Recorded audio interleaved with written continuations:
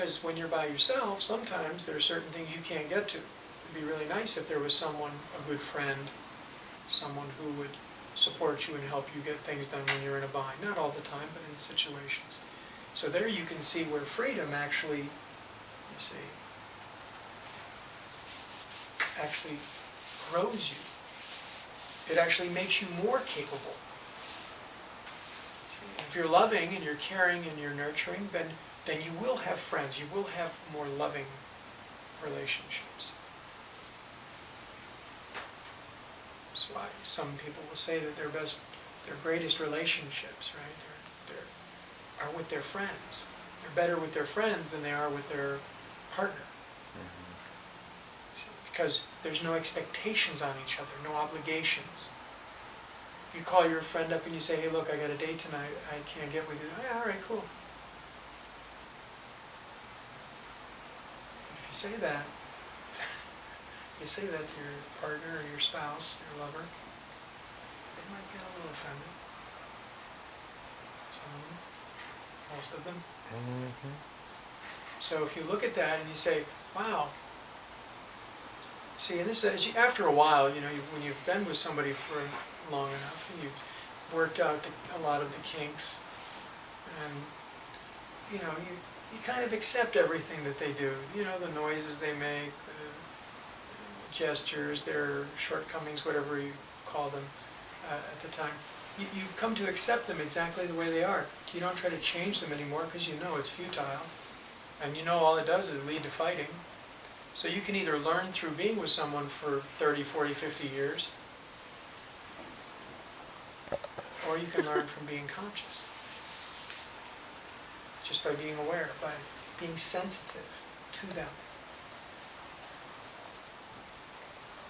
When you're not trying to change someone,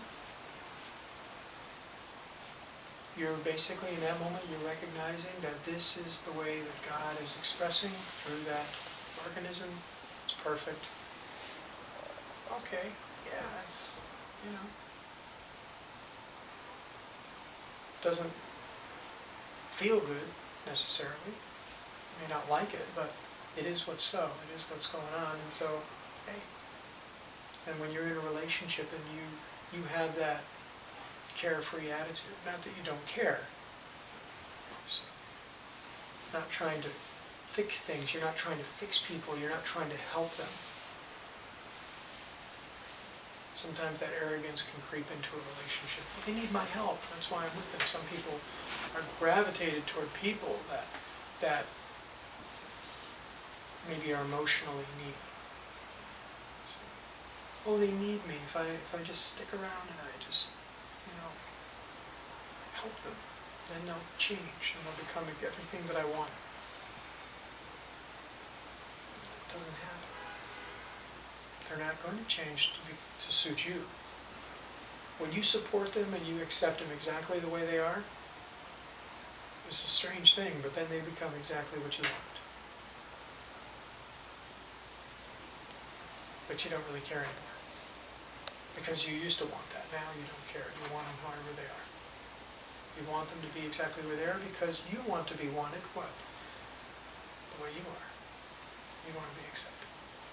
Now, of course, I'm talking about personality and demeanor and behaviors and all this, and that's not the real you. I'm talking about moving into that place of acceptance so that the mind is no longer filling the bag. Once you no longer have preferences, see, your bag empties right away. The bag is just a bundle of preferences and beliefs and concepts. If you have no preferences, or if there's some kind of a tragedy that occurs, see, a tragedy changes, you see, the way you look at everything. Things that were once important, when you're going through a tragedy, they're no longer important anymore. It puts things in perspective.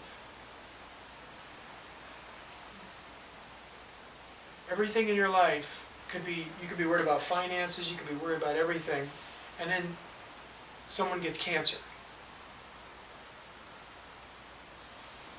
Now all of a sudden that doesn't matter. Right. None of that stuff matters anymore It's like, we'll worry about that, we'll deal with that later, we'll worry about that later. Still worrying, but it's going to be in the future now. Because we're not going to totally let go of it, because there's too much invested in the drama of that. So we're going to hold on to that, put that in our pocket, and save that for, no, just, if you knew, right, if you knew that this moment right now was your last, this is your last, this is your last, and you give attention to, you know what I'm saying, look like you were dying, you've heard that, you've all heard that saying,